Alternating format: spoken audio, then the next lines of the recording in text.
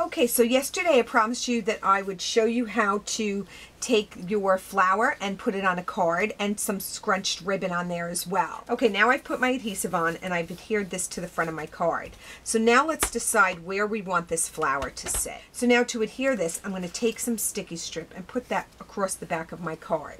Now when I do this, what I like to do is put the first piece of sticky strip on and then remove the backing.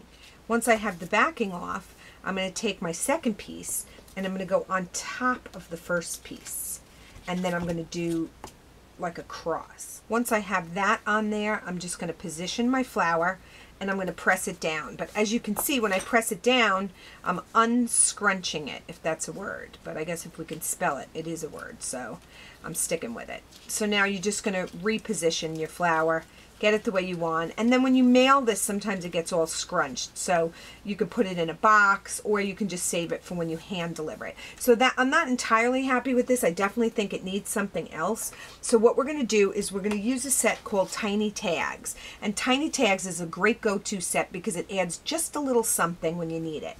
So I'm going to take a strip of very vanilla cardstock. So I'm using Cherry Cobbler and Basic Black. And what I'm going to do is take the stamp that looks like a tag, and I'm just going to stamp a bunch of them in a row. Because my thing is, once my stamp is dirty, I want to make sure that I get the best use out of it. Once I have that done, I'm going to take this little fleur-de-lis, and I'm going to stamp it in crumb cake ink, and I'm going to stamp off one time. And then I'm going to stamp it right there on top of each one of these pieces. Okay, so now that I've done all of those, I'm going to take the Cherry Cobbler, and I've mounted a couple of different greetings. So the first one is Friends, and I'm just going to center that on there and stamp.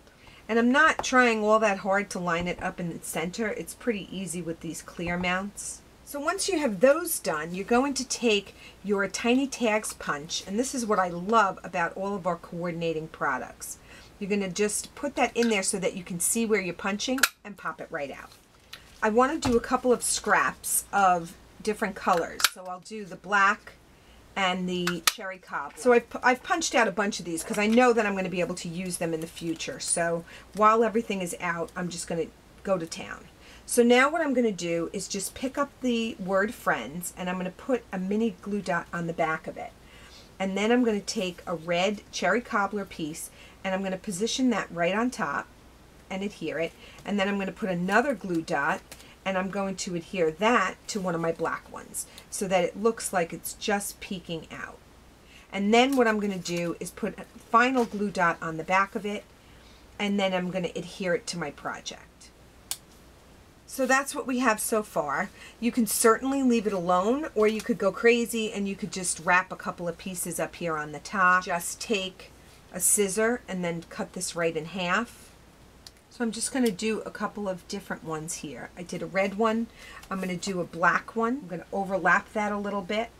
And then I did one with newsprint that I'm going to put right over there in the center of it. So we've done your scrunched ribbon, and then I've shown you how to do one of your flowers. So I hope you enjoyed it. If you have any questions for me, I'm Kathy at StampsAndScrapbooks.com. And come back and I'll do a couple of other videos for you, and we'll see how to do some different flowers.